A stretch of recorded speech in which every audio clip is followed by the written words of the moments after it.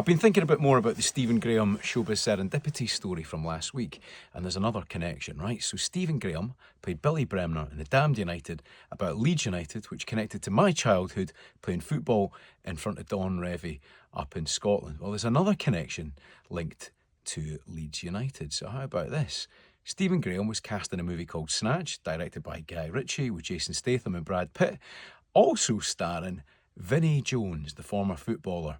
Now, you might not know this, but Vinnie Jones asked me to write his book, so I was a ghostwriter on this book. It's been emotional, taken from the last line of Lock, Stock and Two Smoking Barrels, where his character, Big Chris, said, and there's one more thing, it's been emotional. So that was the name of the book. We wrote it in 2013, and to celebrate the launch of the book, there was a signing at Ellen Road, because Vinnie had an amazing season at Ellen Road playing for Leeds United, one of the happiest he had as a player. An interesting football fact for you, Vinnie wasn't booked when he played for Leeds, which will come as a bit of a surprise for anybody who followed the rest of his career.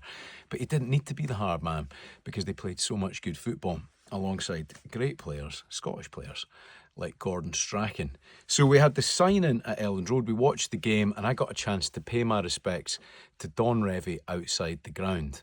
But writing this book with Vinnie was such a privilege. I went to live with him in the Hollywood Hills at his house on Mulholland Drive. It was surreal. His next door neighbour is none other than Quentin Tarantino. The house was a revolving door of characters, from Mickey Rourke, who we had a night out with, to Wally Downs, the original member of the Crazy Gang, who turned up with 28 pairs of pants, Pierre Cardini's, if I remember. So it really was a broad church of characters round at Vinnie's. It was really emotional as well, if you pardon the pun from the book, because Tanya, his late wife, looked after me like royalty. Now, a lot of people don't know that Tanya was one of the world's longest surviving heart transplant patients. And Vinnie might just be one of the most generous people I've ever met. He gave his entire fee from Lock, Stock to Harefield Hospital, where his wife was treated back, it would have been in 1980 or so. He's a generous man, and he was so kind to me as well. He turned up at a Jock Stein testimonial between Celtic and Dunfermline, sat on the bench with David Moyes and helped my father-in-law out with that event as a thank you. And he also very kindly gave me a signed Snatch poster to me and my son Jimmy, which hangs pride of place next to Jimmy's bedroom.